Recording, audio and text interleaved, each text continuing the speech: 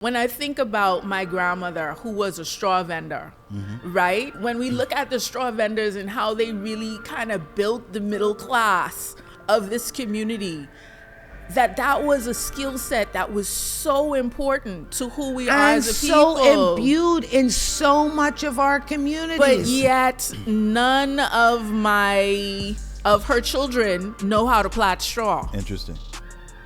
Right? That was not a skill. So while it was an important skill set, they were taught to go to school. They were taught the value of a good education. But this straw thing, why? No, you going to school. Interesting. So that's why I get back to this question. Did we have a stronger identity? Were we more attached to our culture and who we are then as opposed to now?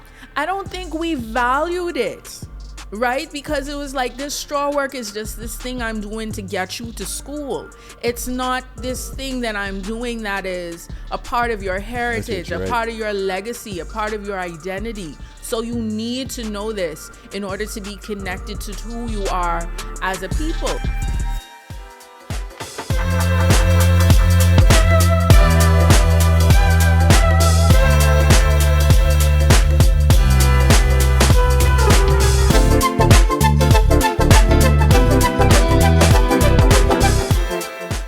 Good day, everybody. We want to welcome you to this is episode 8, Loretta. You believe that? Episode 8 of season 2 of the Legacy Podcast. And we have just been enjoying your feedback. We want to thank all of you who've been tuning in, liking, sharing. I want you to know we get such great delight from your feedback around these shows. But really what we really enjoy is the inspiration that you take from so many of our guests. And today, Loretta, it's just a pleasure to have you because they don't get to know how the joy comes just seeing you. Such and a beautiful how funny cousin. you are, Franklin, really. Truly. I got to tell you, I was so excited because earlier today you and I were at a certain place and, somebody walks up to us and said to us how they get a kick out of, I guess, our age differences, our lingo differences, but how much they actually enjoy watching the podcast. And, that for me is very encouraging.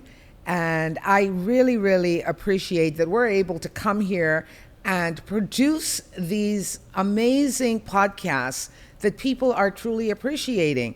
And so, before we segue into our introduction, I just want to say that also the inspiration from the Buttler Legacy Foundation and, of course, the gallery here at Bahamas Echo Gallery for allowing us to have this amazing backdrop that gives us the impetus and the inspiration to produce these podcasts. They're great sponsors, and I'm so glad we actually do this program. As you know, when we started this out, it was really because we saw that we wanted to celebrate the life and times of our grandfather. Absolutely. We wanted to speak about the legacy of the Buttler family, but more importantly, we wanted to share the history and culture and everything Bahamian and what makes us successful in our different realms. So, frankly, it's good to be here at episode 8. It's amazing how time has flied and how much we've covered. Absolutely. So just thank you for being a great partner. I want you to know the work that we're doing. I'm sure people tell you all the time, but I thank you for nudging this process along. I remember when we first started, you said, listen, we can do this thing or what?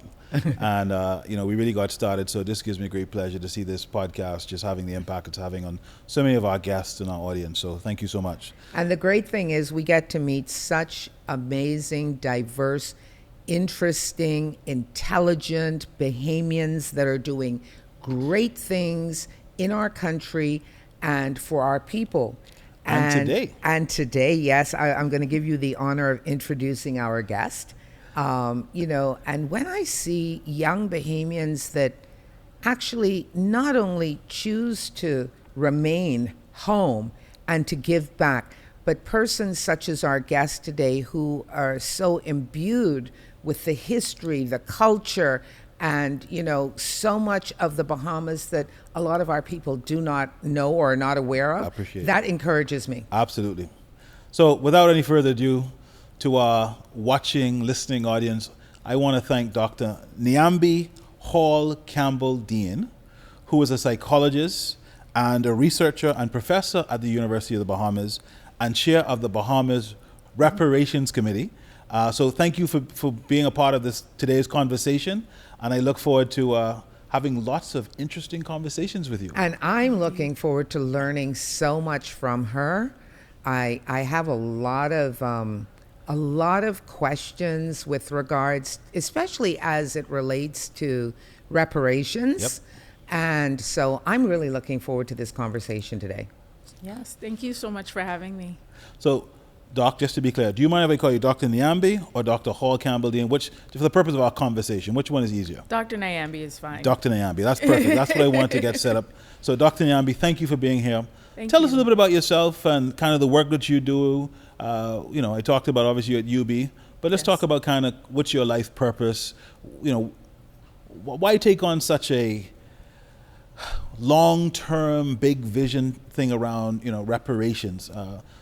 Share with our audience a little bit around who you are and why this is such an interesting life goal for you. Sure. You asking that question reminds me of one time when I was doing an internship in Alabama, in Mobile, Alabama, and we were going to these inner city communities, and it was taxing, it was stressful, and there were a lot of just challenges in dealing with issues of race and class. And one of the older interns asked me, well, why are you doing this? What is your purpose? And I remember just thinking, I want my people to be free. Wow. And that really is the thing that propels me. I want my people to be free and to freely know the reality of who they are. And so that's why I teach. That's why I do my research. That's why I'm in reparations. So when you say free, yes, I mean that get out of my head. That's a little. I'm sorry.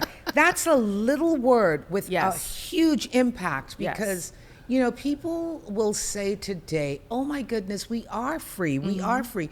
But I think back to how can I think back to the whole redemption song, about us freeing our minds, emancipating our minds and ourselves. Yes. One of the greatest persons in music is Bob Marley. Indeed. And, this was a huge part of what he talked about, our freedoms, his writings and everything. He was a great philosopher. And it sounds to me like from a philosophical standpoint, this is what's driving your vision. Yes, absolutely. And so when I say free, I mean free to conceive of their dreams and make them a reality. Free to understand the reality of who we are as a people, including our history, our possibilities as a future. Free to go where we want to go, to be who we want to be, to live the fullness of what it means to be a Bahamian, for all Bahamians to enjoy the beauty that this space is. I am a coordinator for a program called the Indaba Project. And for many years, we had an after-school program on Fowler Street. And a big part of what we did was help the students with their homework and, their school projects. But one of the major things that we focused on was simply exposure. So having, everybody says that Nassau is small, but for some of us, it is very, very small. These children had never been to the airport or Adelaide. We would go to the beach and I remember, them saying, well, the beach is for tourists, so while we may seem to be free, there's a large population of Bahamians who live a very limited existence and perception. So, Doc, when you talked about the children in the project in Fowler Street, and I want you to speak because there are two Fowler Streets in this little Nassau. Yeah. There is one in the Eastern District of New Providence, and of course, you're talking about Fowler Street in the inner city of New Providence. But did they feel excluded is what I was asking. Did they not even realize they were excluded? I think because they did not have access, or rather exposure, to all of what we would call the Bahamas or our islands, they didn't know that they were being excluded. You know, I think that there were a lot of experiences that they didn't even know were available to them. And so that was one of our major goals. We took them to different family islands. Wow. I remember. And just the experiences of swimming on the beach at night, talking to elders, learning what casuarina is, picking fruit trees, jumping in blue holes, you know, just experiences that a lot of our youth don't really get to have. And that broadened their imagination, right, as to what they can do in this what country. their possibilities are. Absolutely. In this Bahamas. Absolutely. That is absolutely fascinating, because I think those of us that take these things for granted, the fact that we grew up with our parents taking us to the beaches, exposing us to family islands, exposing us to all manner of things in and around every part of this island. There are persons that remain within that little captioned area of where they're born, and we're not knowledgeable of that. Absolutely. And how widespread is this problem? I mean, because, you know, the two things that hit me as I hear this conversation is, you know, you talk about reparations, I'm saying, but it ain't my fault. I mean, that's the first thing that crosses my mind if I play devil's advocate, and I want our audience to think about this, right? Because this is what we all think. And how widespread is this? I mean, I happen to know that area very well because we grew up in that area, and I kind of appreciate that reality. But for our guests, maybe give a little bit more context about how real and how widespread these types of communities are, because a lot of people are not doing this work. Yes, I think, you know, and I think one of the things that's important to note about that is that this kind of lack of exposure is not limited to just people or Bahamians that live over the hill. I was doing a research project this semester at UB, and I had students, and we were going to different neighborhoods, canvassing, collecting data. And some of our UB students were like, "Oh, I've never been to this part of Nassau before." Yeah. "Oh, or this is where this is. I didn't know that." So I think that you know, there are a lot of different factors. Our youth today spend more time inside. They're, you know, on their technology. They don't necessarily go out and experience the world in the same ways that we might have when we were younger. But it's a very important thing to do, because your life, your world can become very small if you don't really know everything that is available to you. Well, you know, as a history junkie, and I reflect on all that you've said, one of the things that, you know, comes to mind is not only are we bound by these almost self-imposed parameters, if you will, of where we are, but just to know who our ancestors were. It's for me, I'm always fascinated. People don't know their grandparents. That's a fact. People don't know where their families originate from. And so when you start looking at that and you ask Bahamians, well, have you been to Cat Island? Have you been to this island? No, I never been there. They may not have come out of their neighborhood to explore New Providence. They definitely haven't come off New Providence to explore other islands. However, many of them know where to find Walmart in Miami. You know, and for me, that's troubling. That is very troubling, because until you know yourself, and when I say yourself, I'm talking about being able to appreciate who we truly are as persons, and where we are and how we got to be where we are. How could you go abroad and truly represent me? Absolutely. Yeah, I think that's so important. I think there are a number of factors that cause that to be the case as well. You know, it is in some ways easier to get to Miami than it is to Cat Island.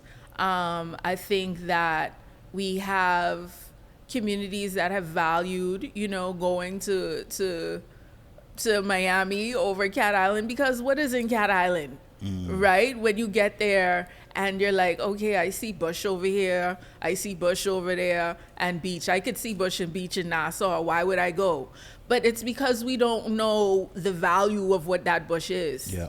Right? We don't know. Or we don't know that the highest point in the Bahamas resides on that island. Absolutely. Or that if we went to Inagua, we've got the largest ecosystem of flamingos and salt and all of this rich heritage and natural environment. Absolutely. That we have not placed a huge value on, which I'm sure is going to evolve us into this whole question of reparations. Yeah. But do we value these things that we have that are so inherently beautiful and also valuable? And a lot, like you said, we don't even know that it's there. Going to Mangrove Key. I went to Mangrove Key one time and spent a weekend there. And there were all these foreigners bone fishing. And I had no idea. I mean, when I tell you they woke up, they were so excited to get on these boats. They came back. They talked about bone fishing. They drank, ate, sleep bone fishing. And they came from all over the world to this little point.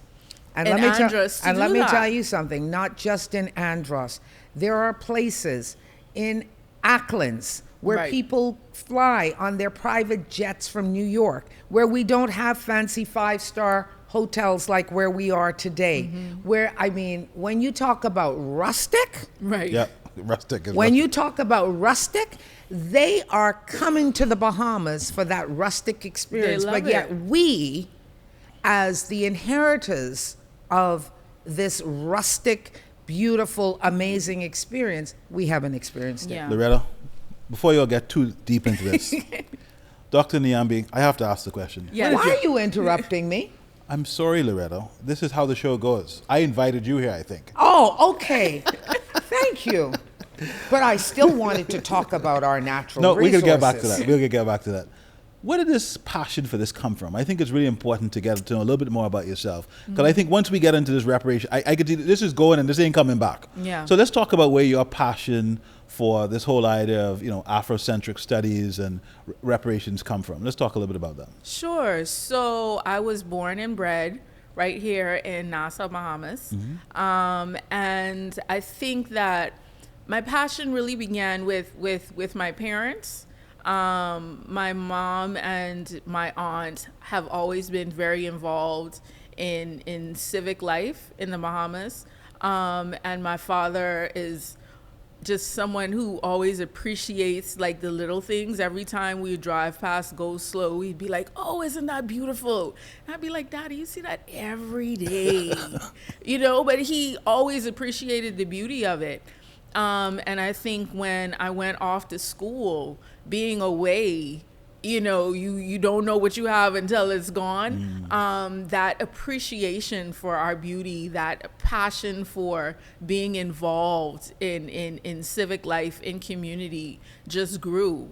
After undergrad, I went to Florida A&M University for my master's, which at the time, and still is primarily the only Afrocentric psychology graduate program in the United States. And there I really got a grounding into not just psychology, but how we can use psychology to really uplift and understand the Black experience. And then I went on and completed my doctorate in North Carolina.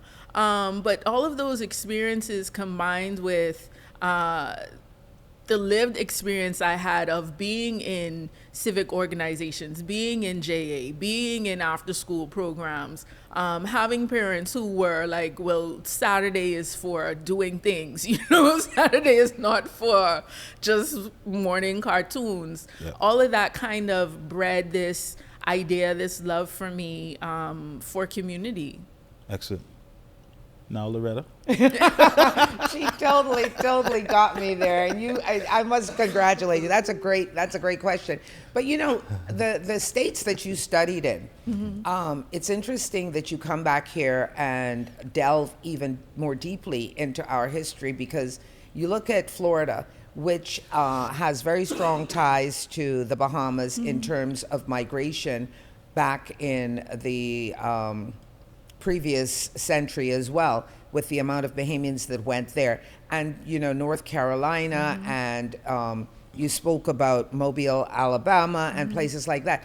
Right along that entire area, you will find Bahamian influences. Yeah. Right off the tip of Georgia, the Gullah Gullah Islands, and you talk about the history of our people. It's so closely intertwined with that history. And so when you say Florida A&M, and this black psychology, I realize that directly ties in with our history, our culture, and everything that is Bahamian, because there are parts of Florida that you see the huge Bahamian influence right down to the architecture. Absolutely. And the boat building and everything. Yeah.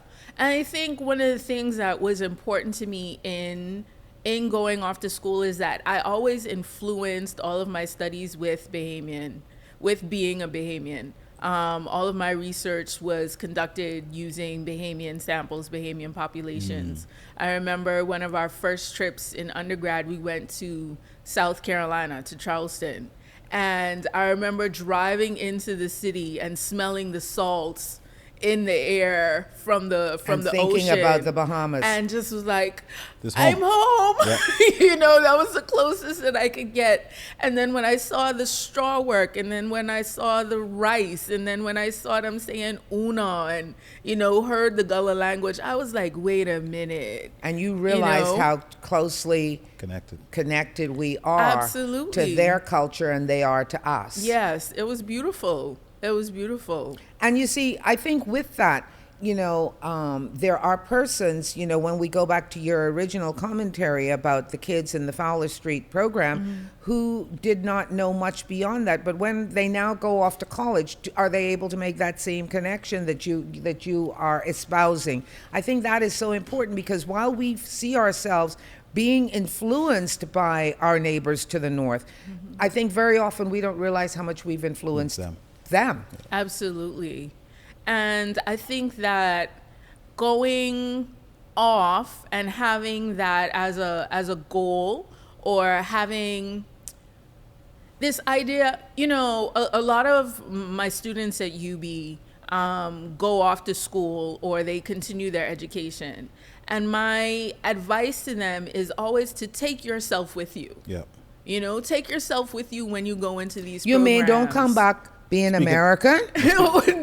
You mean continue to be Bahamian? Continue to be Bahamian. All right, because as soon as we land, yes, we're like, that cultural imperialism. We finna go. Takes over. Exactly. Or whatever they say.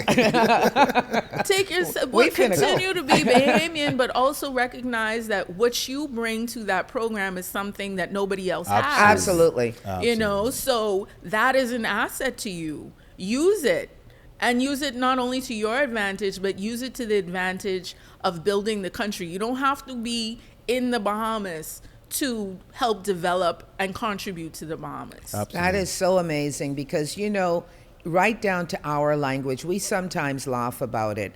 We say, we go off to Britain and then we come back speaking totally British, or we go off to America and we come back being finna go, and whatever we do. But when we travel and we talk about our history and our culture, and you jump in a cab in London and you hear that Jamaican accent, they ain't changed. Or you hear that Nigerian accent and they haven't changed.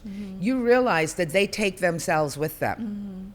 How important is that for us, for our identity as a Bahamian people, to continue to be our genuine self, to speak our Bahamianese, to be able to speak the Queen's English, obviously, but to also be, authentically Bahamian? I think it's essential. One of the things that I think is really interesting about us as a country, especially when we look at like the numbers from this year, we had 9 million tourists come to this place. That's a number. I mean, you can't even count 9 million, right? You can't count to 9 million. It's an astronomical number. It's more than 18 times the amount of our population. Absolutely. And that is the exact point that I was going to, is that we are inundated with foreigners on a daily basis. And so a part of what it means to be Bahamian is to be able to flow and interact with that, right? To know how to engage that, in some ways, how to finesse that, right? So that you can live. And I think that is an experience that I would be interested to study, to say, well, how does that affect, our perception of who we are, of how we take ourselves to different places. The fact that you are always engaging with foreigners when you go to a foreign place, how do you move and fit in, right? How do you keep your identity? Or because you're so used to interacting and dealing with them, you just know how to fit into those or slots to imitate. when you're right. Let me tell you, I when found you're in it another very space. advantageous to myself to being my authentic self when I went to study abroad. And let me give you a case in point why I think it's so important. I studied in Boston, Massachusetts. Okay. And I spoke the way I spoke.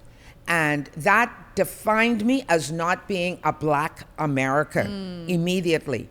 And I don't want to get into the connotation of what it is to be a Black American, but I can tell you, to be a Black person that was not American, that experience for me was a very positive one.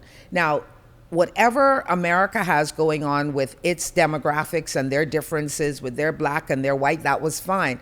But people appreciated immediately that I opened my mouth, that I didn't sound like their Black population. Yeah. So I was Bahamian. Right. I was me. Yeah. I was not being identified as an American. And that for me is a positive thing. So people need to understand how important it is to be your authentic self. Yeah. To not try to imitate where you're at. Yeah. Yeah. So I got one for you. Sure. You talk about 9 million tourists that come to the Bahamas. Have we preserved our heritage? 50 years of independence, 9 million tourists, doing fairly well economically. Where are we culturally when we think about who we are and who is or what is an authentic Bahamian, in your opinion? Where are we culturally? I think that we are still very much at the nascent stages of understanding where we are culturally as a people. And I think that we also need to give ourselves a bit of grace and patience in that. 50 years is not a long time in terms of a culture, right? 50 years is not a long time in terms of a country. And so I think that we need to be patient in understanding that we might still be figuring some things out. We might still be standing off the edges of what this Bahamian experience really is and what we want it to be. I think, however, in doing that we have to really be intentional about including our history, very intentional about looking back and bringing the lessons of the past into the present. And I don't know if we are as intentional in all of the ways that we could be with that. History is still not a mandatory subject in our secondary schools. And I think that it should be. I think that there's cultural things that we do, that we practice, like our language, that we still don't necessarily value in the places and all of the spaces that we could value it. So I think that while there is work that we have to do in really defining who we are as a people, that we need to be patient in realizing this I want to work. flip that question. No, Sure. I'm going to tell you why I want to flip that question. Because I'm older than the 50 years that our nation has existed as an independent country. Yeah. And I think both of you are probably younger than that. And so when I look at our pre-colonial days, Yeah. when we were still colonial, our culture, who we were, everything about us, our grandparents, our great-grandparents, we were so strong in our culture. This is what brought people to us.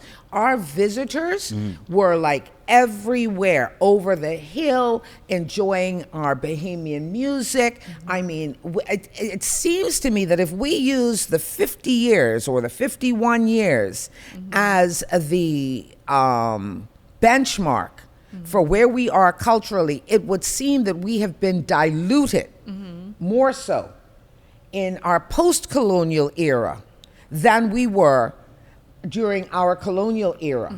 In that when you look at our Junkanoo, which is, you know, really a huge part of who we are, a demonstration of our love of our indigenous music, we heard so much more Bahamian music back in the day than we do now, whether it's in our radio stations, wherever we go, even within our hotels.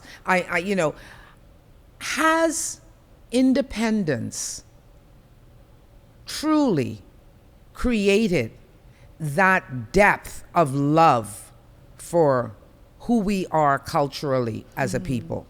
I can let her answer, but Loretta, I feel like you just tell us, boy, gal, y'all ain't know nothing, yeah? But anyhow, let me let her give her perspective. No, but I love that question because I think that it's one of the questions that I ask people that are older than me, that I ask our other generations a lot as well. Because when we look at the strength of like the generation of a Sidney Poitier, for example, right? When you think of that type of Bahamian man as a Bahamian icon, like where did that go? What happened to that? When I think about my grandmother, who was a straw vendor, right? And when we look at the straw vendors and how they really kind of built the middle class of this community, that was a skill set that was so important to who we are as a people. And so imbued in so much of our communities. But yet none of her children know how to plait straw. Interesting. Right? That was not a skill. So while it was an important skill set, they were taught to go to school. They were taught the value of a good education. But this straw thing, why? No, you going to school. Interesting. So that's why I get back to this question. Did we have a stronger identity? Were we more attached to our culture and who we are then as opposed to now? I don't think we valued it. Right? Because it was like, this straw work is just this thing I'm doing to get you to school. It's not this thing that I'm doing that is a part of your heritage, a part of your legacy, a part of your identity. So you need to know this in order to be connected to who you are as a people. So in addition to you be teaching us the history and us having the history in our schools as you've suggested, there are these huge components, I feel.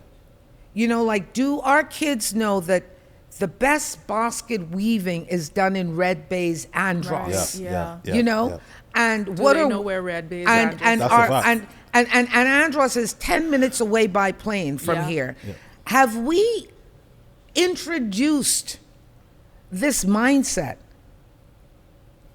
I'm not asking you to answer that. That may be rhetorical, but it you see, when you talk about who we are, and when we move towards your involvement in reparations, how important a role did we play in downplaying who we are? Loretta, not to take this away from you, because I want you to answer that. You know what this reminds me of? From our legacy perspective and why we have the Legacy Podcast? Because we too, 3 generations later, are more obsessed about our family business than preserving our values and telling our own story, which is really what prompted us to start this Legacy Podcast. And to me, I feel like we are vindicated in many ways because we are now using this medium to preserve our legacy. And I think that is really what is important for us in this moment, is this is a way that young people, older people are engaging with understanding history and making sure that we preserve that, because that's really what I'm hearing is we've lost the context. We've lost I don't know, maybe the question is, have we lost the context? How many people do know the story? Well, the truth of the matter is, and I know we have a professional historian here as our guest today, but my conjecture is if we haven't lost it, we're losing it. Yeah. You know, and it's important that we hold on to it, that we grab it, that we retell it, that we use this platform and your platform within the educational system to ensure that we don't lose it. Yeah. You know, I think that is important because every island, every family, every one of us, we have a strong sense of where we're from, and we have a reason to preserve it. Yeah. Mm-hmm.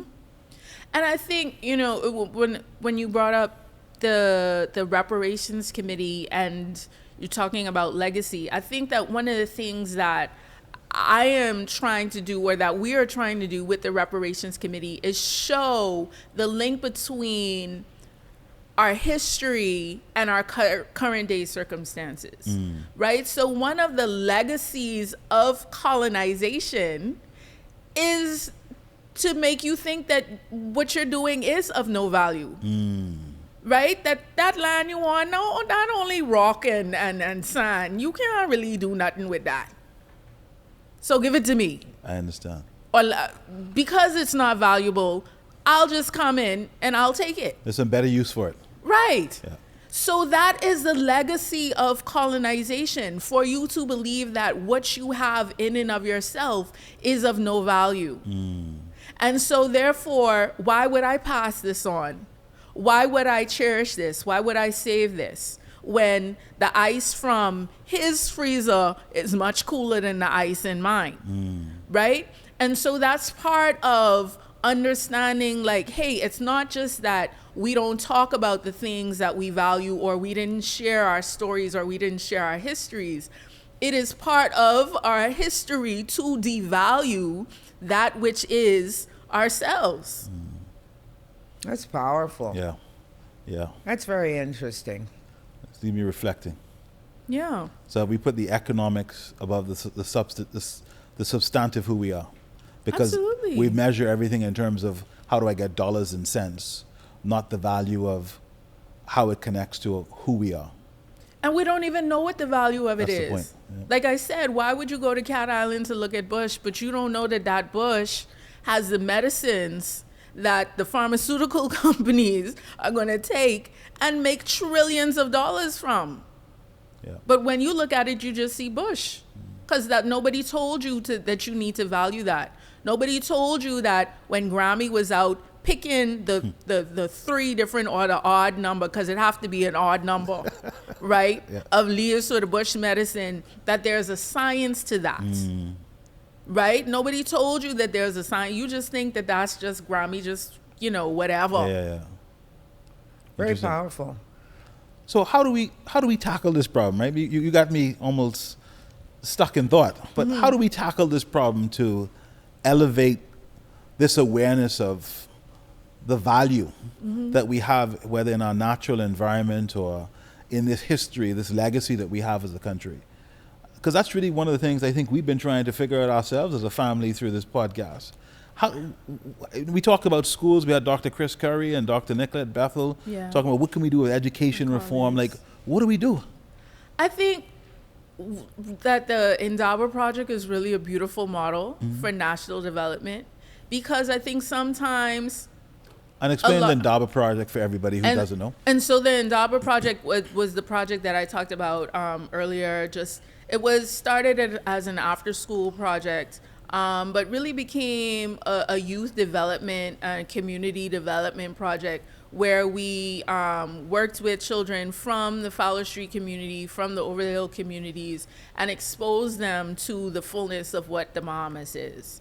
And so when you talk about how do we make this change, there are a lot of problems that we have that require very complex solutions. But there are some things that I think that we can begin to do as a people, such as have these intergenerational conversations, right? So have conversations where the elders in Cat Island are saying, well, here is why this bush is valuable, right? Have young people go to these different spaces and ask the questions about, well, why can't you make the bush tea with 4 leaves? Why does it have to be an odd number, right? What is the value of surrogacy, and how can I turn that into a product that I could use to make money in the Bahamas, right? What is the value of these things around us? And we can have those conversations by just simply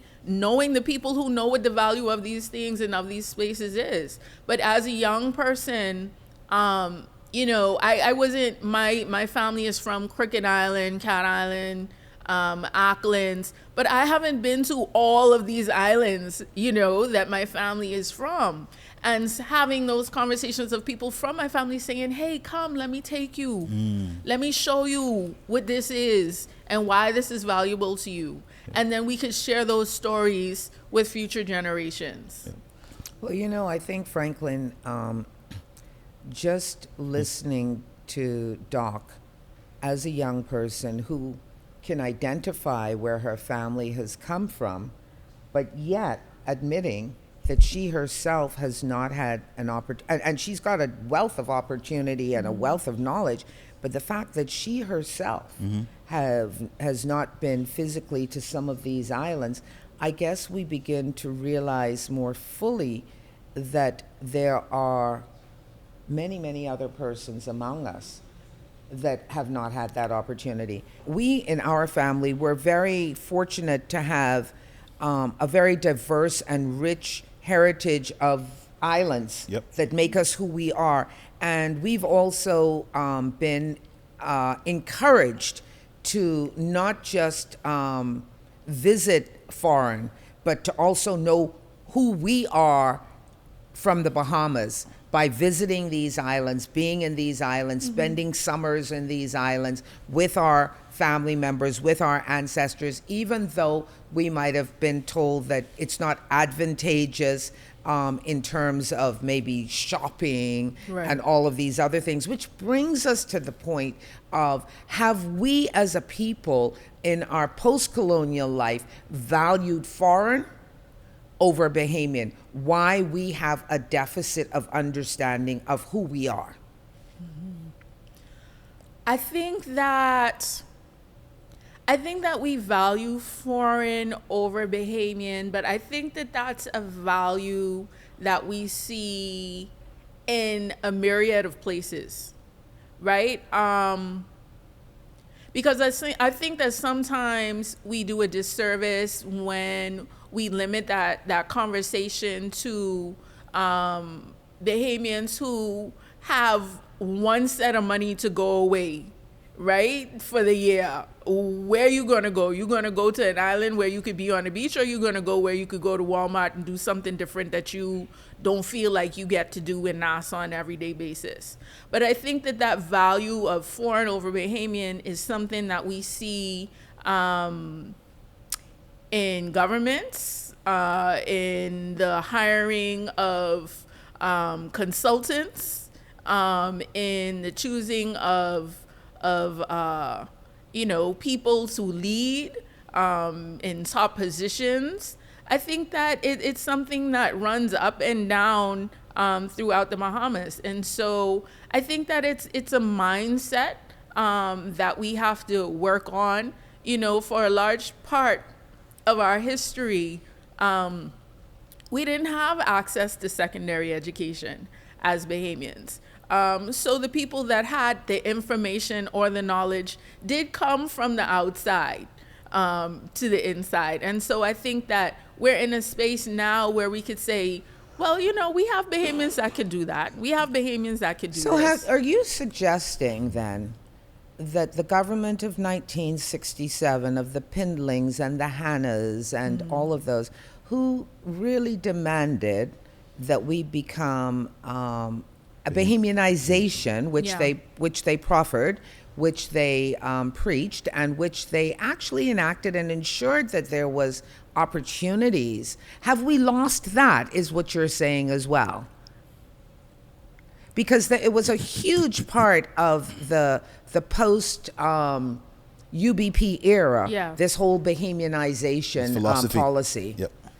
Well, and this might be controversial.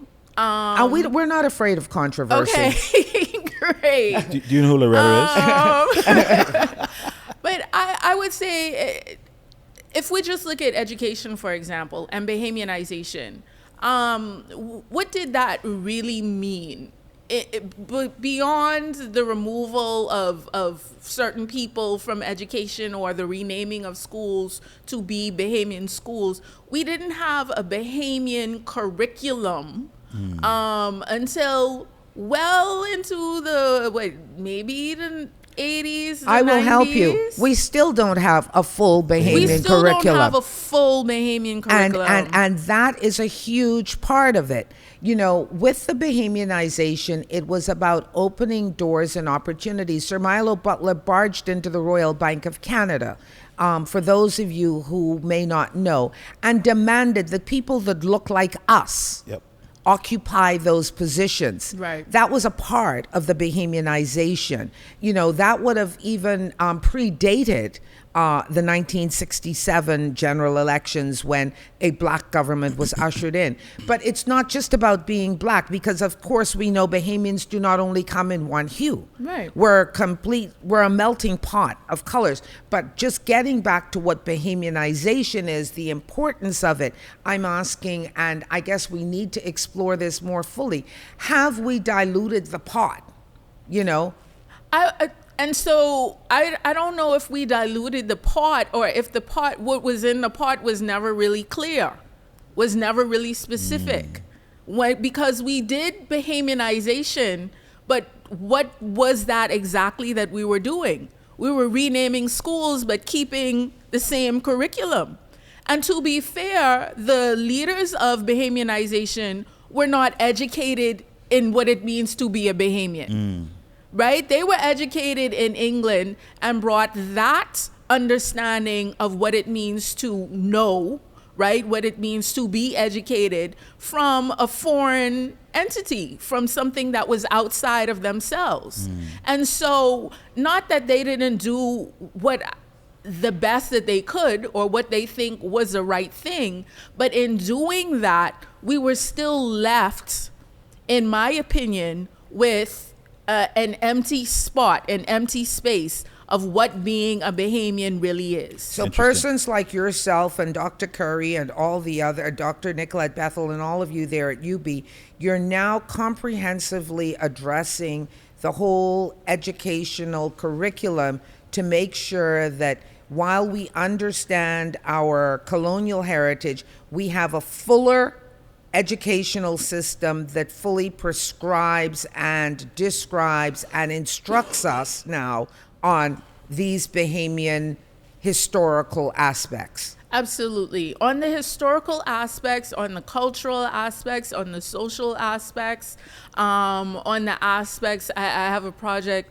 where I ask my students, and I've done it for like the past 10 years, what language do Bahamians think they speak? And I have not gotten a consensus in 10 years.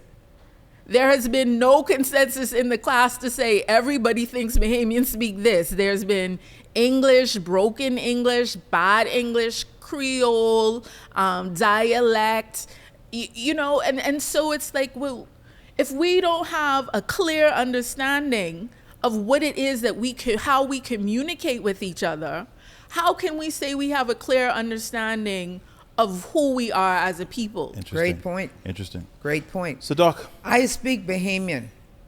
And I love it. So, Doc, I got a question for you. When you think about this whole conversation, then, in your professional view, then, how do you view the story of Sir Milo as a part of, the Bahamian history? And this is obviously the Legacy podcast, and Loretta and I have a vested interest in Sir Milo's legacy. So, help us understand how we should be looking at his legacy in this context of understanding who is a Bahamian. And then I'd like to chat a little bit about this idea of reparation, but let's talk about Sir Milo for now. Yeah, I think that the story of Sir Milo is a story of, when I talked about us knowing the fullness of who we are as a people, is an example of a story that we can go to say this is the fullness of who we are as a people, right? Here was a man who was born in circumstances much like many of other Bahamians, you know, nothing spectacular or outstanding, but from his determination, from his perception of, well, I have this in front of me, and I, because of who I am as a Bahamian, I'm going to be able to do what I need to do, not just for my family, but for my community, for my people. I've made it, and so now I want to share that with others, and not just share that in the sense of, you know, here's a little something, but share that in the sense of, this is how you can also do it, right? And I think that that is such a story of who we truly are as a people, that we look after one another, that we care for each other, that community means something to us. And I think sometimes we, you know, in all of the drama and the real suffering, you know, that many of our people are experiencing, that we forget that there is a greatness to what it is to be a Bahamian. And I think that the story of Sir Milo is a good way for us to remember that. So I want you to stick a pin there, because obviously we're very proud of the heritage of a Sir Milo.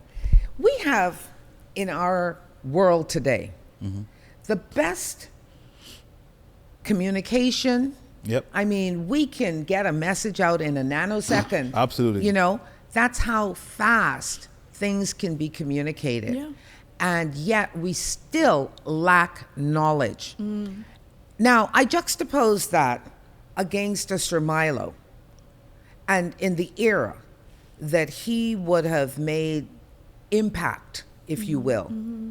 This is a man that probably didn't even have telephones. Back in the day when they used the telegram system, which you probably don't know about because you're too young. You might have only read about it. Back in the day when things were transported not by air, but by sea.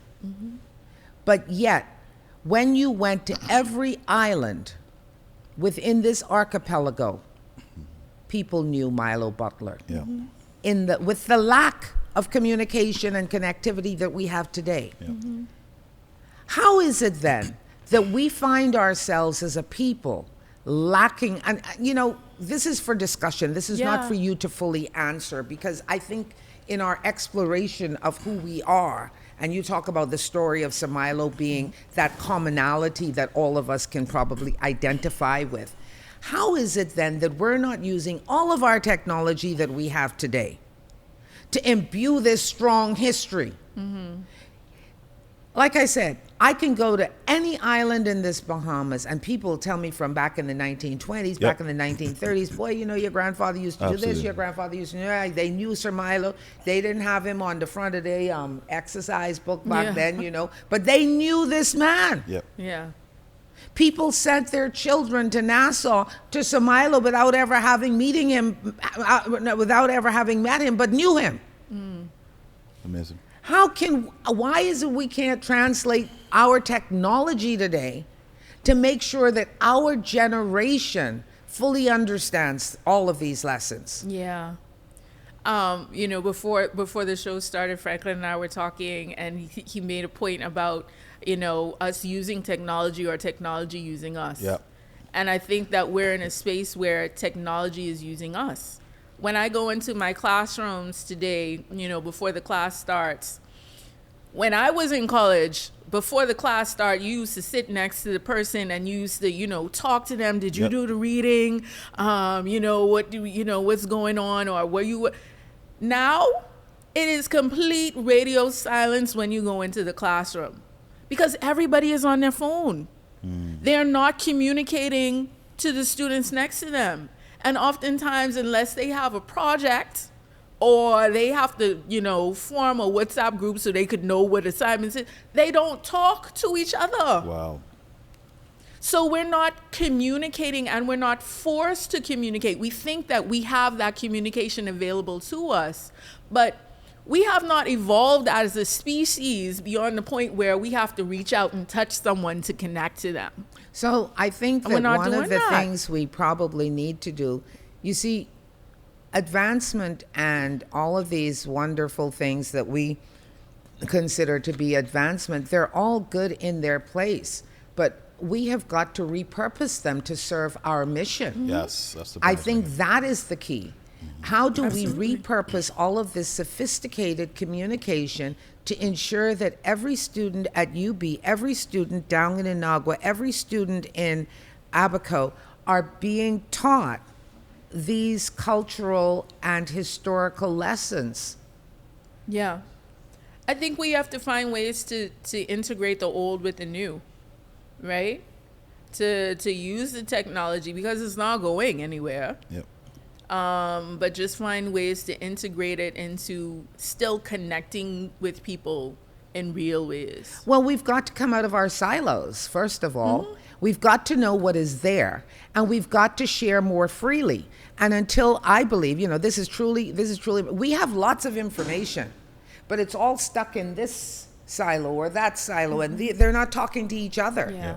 And so at the end of the day, when we move towards your discussion about reparations and all of the other things, we still do not know the wealth of all of these combined resources that we have. Yep. Yeah. Loretta, You have to learn it. Doc, I got a question, man. Yes. I came here thinking reparations we can talk about applying to England or to get reparations for colonization. But I'm left really redefining reparations, or is that what you do? I mean, because my impression of your role as chairman of reparations is you guys were lobbying as a diaspora to former colonizers to ask for reparations. What I'm getting from this is that's only a part of it. There's so much more to it that we have to do, because Laurie referenced Bob Marley's song about emancipating ourselves from mental slavery. Yes.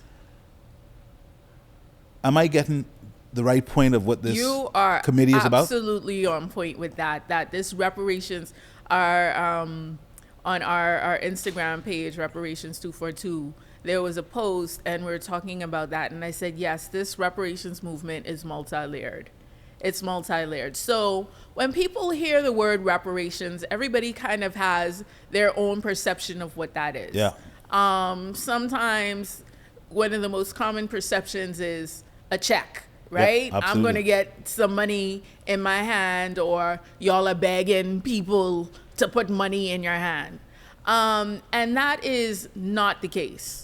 Reparations, well, first, the Bahamas Reparations Committee is a member of the larger CARICOM Reparations Commission, which is, where the Bahamas is a member of CARICOM. And so these member states have joined together to advocate for reparations from former colonizers and enslavers for the United Nations designated crimes against humanity of the genocide of the native peoples of this land, and the crime against humanity of the transatlantic slave trade.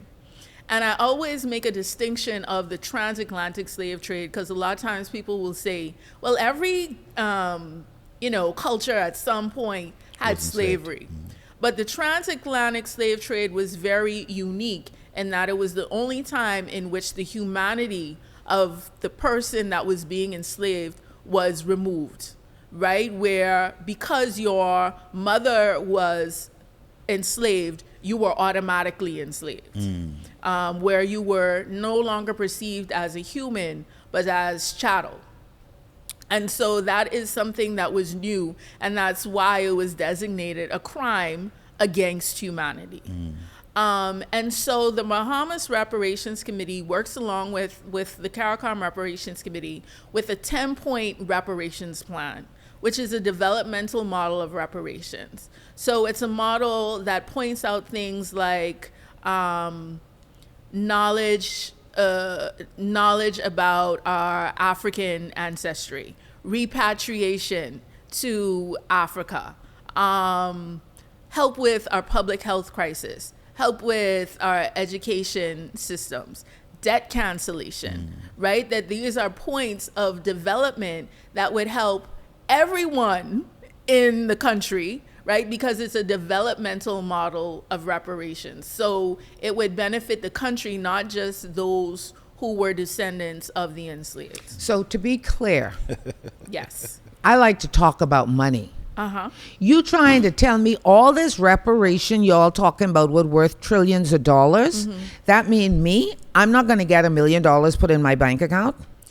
You would not get $1 million put in your bank account with the model that we have as a developmental model, but there could be more than $1 million that is owed. So right? let me just say this to you, Put because to the Bahamas. it's so important for us to clarify this point. Yes. Because the everyday The man perception. and woman Yeah. perceive that when this money come, they ain't got to work no more. Something for me. You know, Right. we getting money. Yeah. It goes right back to this whole sovereign wealth fund thing as well. I mean, I don't want to overlap the two, but you know, where people think they're going to be getting X amount of money, Yeah. and all of a sudden they're going to either be rich or they don't have to work anymore. So let's speak to that, Yeah. because I think that is so important, because this 10-point reparations development plan Yeah. that you speak about is so much greater than just, you know, money or anything like that. Yeah. It's really about elevating us and who we are as humans. Well, I must well tell you all, Absolutely. I was hoping to stay home and wait for the check to come. I wasn't going back to work after Well, this. that's why I had to ask the question for Thank you so Kaz. much, Loretta. Well, to be fair, you know, when slavery was abolished, there were people who did get money, but it was the enslavers, right? The enslavers were paid for the loss of their property, which is one of the only ways that emancipation actually went through, because they were like, we were "Listen." only things. Right. We were just chattels. Exactly. And they were like, you want me to just give away My how I'm things? making my money? You're going to have to pay me for that. And they did. The likes of which the British taxpayer didn't actually stop paying for until 2015.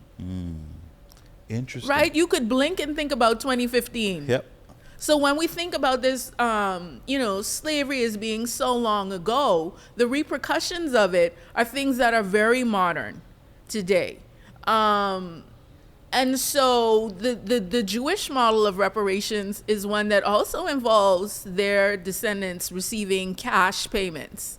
So, you know, the idea of a cash payment is not far-fetched, because it has happened in the reparations, within the realm of reparations before. It, however, is not the model that the CARICOM Reparations Commission endorses. Interesting. Well, thank you for clarifying that, because I think that when we speak to persons such as yourselves who are so committed to ensuring that we have a fuller understanding of this, that for me is very important, because we want to make sure that everyone understands the work you do. We want them to also understand where we as a citizen of the Bahamas will be, how should I put it, prepared for any sort of reparations that happen in the future. Yes. And I mean, there is definite work for us to do to be prepared, right? We see examples in Grenada where the Trevelyan family, who were former enslavers, donated $100,000 to the University of the West Indies. We see the Anglican Church, for example, making a commitment to pay reparations to their different places where they colonized, for the role that they played. So the conversation about when reparations come, because to be clear, reparations are coming. So the conversation now, we really want to try and get everybody on board as to what this reparations thing is, so we could move to when these reparations come, how are we going to galvanize as a community to really make the most of it and benefit from it for the good of the common. Good. Well, you know, there is the discussion that has taken place, you know, by the CARICOM committee. And obviously, that's all inclusive of the CARICOM nations that were previously colonized. And one of the things that I remember reading is that they said, you know, oh, well, you know, King Charles has made all the apologies and blah, blah, blah, blah, blah. But, you know, they still sit on billions and billions of dollars. But there has never been any sort of indication that Great Britain will dig into its pockets, if you will, to commit to that type of thing. And I think that we also need to look at that and discuss that, because I think that at the end of the day, I don't care what you say the Reparations Committee program is, people are still thinking, and we are a very materialistic society, they're still thinking in terms of the dollars and cents. Yep. Yeah. So, Doc, 9 million tourists, 51 years of independence. We're unclear on whether we have been able to preserve our true self as Bahamians. And I mentioned 9 million tourists because that speaks to an economic progress that we've made, that we can, to some degree, absolutely define. But we seem to be unclear on where we are when we ask the question I read a few episodes again, who is a Bahamian? What is the work that we need to do if 100 years later, God knows how many tourists, how do we define a Bahamian? What should our audience, what should we all be reflecting on in terms of the next 50 years to make sure that we preserve who we are? To make sure that we go from some success, to as I use your language, grace, having some grace, but absolutely being certain that we have not lost who we are as we continue to evolve with more and more tourists coming to our shores, more and more people being educated by American, British, external universities and forces. How do we make sure we preserve who is a Bahamian and why that grass, that bush, as we called it in this context, to know that, listen, we are as good as anyone in the world and our natural resources are worth something. How do we get there? I think we get there in 3 ways: education, exposure, and love. We have to be grounded in our history, our education of who we are as a people, and not just a history that starts in 67, right? But going all the way back to understand the full story of this, you know, amazing little archipelago. Exposure to this archipelago. The fact that, and I was encouraged that there's a push to get Bahamians to swim. But the fact that so many Bahamians can't swim means that we are at a loss as to the fullness and the beauty of what this place is. If you can't experience the waters of the Bahamas, then you haven't really experienced the Bahamas. So we have to be exposed to all of the elements of what this country is, geographically, socially, and then love. Do you love it? If you love it, then you will value it. If you love it, even when you go off to school or you send your children off to school, you wouldn't tell them, child, don't come back. I with you, girl. Now that I with you. And I is Bahamian all the way. I with you on that. Right? Or even if you tell them don't come back, while you are over there, what are you doing for here? Absolutely. Because those people over there, they building up their country. And you building it up for them. It's correct.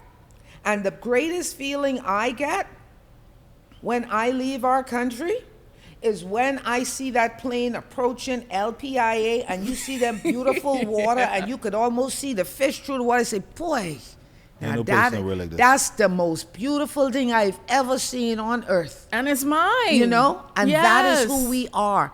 So, getting back, you said education, exposure, and love. Love. Education, we've got to employ this modern technology that Franklin and those have at Cable Bahamas and Rev Bahamas and all of this technology. If we cannot take our children to all of these islands, then we must immerse them in it, in an immersive experience. Absolutely. You understand? Yeah. So when they're sitting in UB, you're able to use technology to take them into the center of Inagua, the center of Crooked Island. We can do it. Yeah. We can do it for them to see this. And once they see and feel it, I can tell you, I went to an immersive experience in another place, okay? And they wanted us to appreciate the reason for mangroves, which are very important to our ecosystem in our Yeah. country, because they are the nature basket, if you will, of all of our seafood. Yeah. And I felt like, oh my goodness, okay, I may not be able to swim, but I can. I'm just saying. Yeah. You know, if you're not able to swim, how are you going to see it? We have cameras and technology that can take you to the bottom of our oceans and put you right in the middle of it. Yeah. We can take you to anywhere in this Bahamas. We have drone technology, we have camera technology, we have all manner of technology. So if you cannot take your entire class doc to this place that you want them to experience, in this teaching of our history and our culture, I'm sorry, you've got to bring that into the classroom. Yeah. Yep. Yeah. And we can do that now. We can do that so easily. Yeah. Because the Absolutely. reason why the kids are not talking to each other, they could see everything what happening in the next side of the world, but yet Absolutely. we're not showing them what's happening right here in our backyard. Unless it's a crime It's scene. very true. Yep. Very true. Yep. Yep.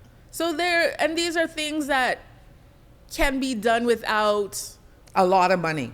a lot of money, right? You don't have to go and get a whole a cabinet paper. You don't have to petition. You know, don't have to these get are a whole things that- Bahamas airplane. Right. These are things that we can do as a community. And so it's just a matter of galvanizing around to do them. Have you seen, I don't want to get off track, but you know, we always talk about the deficit that we have. Yep. We have kids in the Willa May Pratt and in the Simpson Penn schools. We say, oh, these kids are lost and everything. You go to Arawak Key, look at some of their artwork. Yep. Look Amazing. at the artwork that is out there that they have produced. So you want your kids in UB to see how talented these kids are. Okay, you may not be able to take them all the way to Arawak Key, but you know what? I mean, Arawak Key ain't that far from UB. Right, right. But if they cannot venture from their neighborhood, we have got to find ways to bring Mount Alvernia and the artwork and the basket weaving and all of this stuff and the bush medicine, the cascarilla bark from down in Crooked Island and Acklands and everywhere. We have got to be able to show this to our students. They don't know what it is to go bone fishing. They don't know what it is to cast a net overboard and to catch fish and all of this. Yeah. But these experiences are real. Just as you saw those people from all around the world experiencing the Bahamas, we can do it with technology. Yep. Yeah. Yep. And we should. Yep.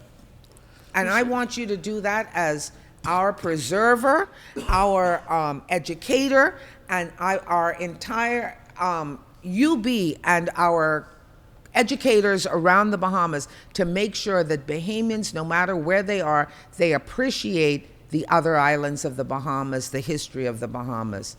Yeah. If I could have been in Minister Glenys Hannah Martin's shoe for one day, I would implement something like that.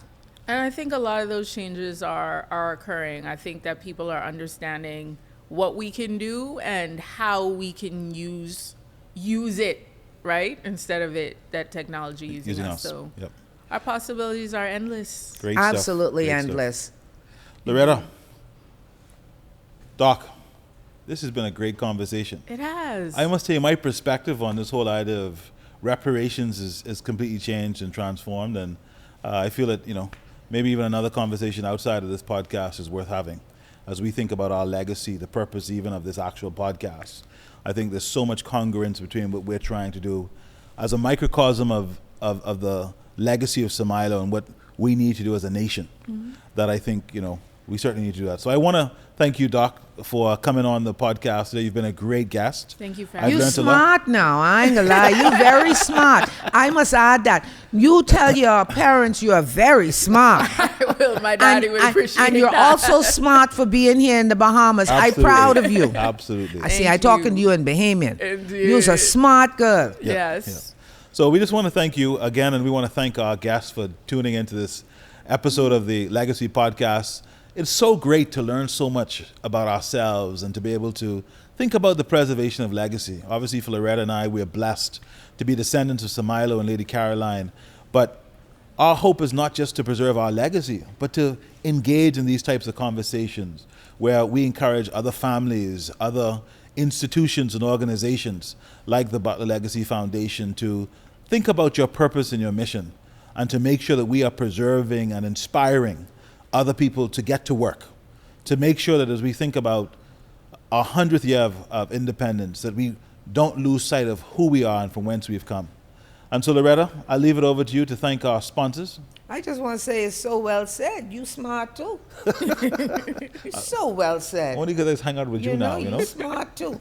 Franklin, it is always a delight when we have amazing individuals such as Doc. And she got plenty of names. I can't remember all of them. But I just want you to know that I have learned a lot from you. And I didn't mean that in jest when I said how proud I am of you. On behalf of Franklin, myself, the Buttler Legacy Foundation, and of course our sponsors here at Bahamas at the Echo Gallery, we thank you so very much for coming and sharing and educating us about the work that you do. And we trust that, you will continue to use these platforms to educate the wider Bahamas. So Franklin, it's always a pleasure to be with you. And it is always wonderful to be in this amazing space, because I think it does make us feel a little smarter too. Absolutely. Absolutely. So Look good. we truly thank Bahamas and Echo Gallery, and of course our profound thanks to Buttler Legacy Foundation. And I was on our break, I just got to tell you, we've got the best executive producers Hands down. anywhere.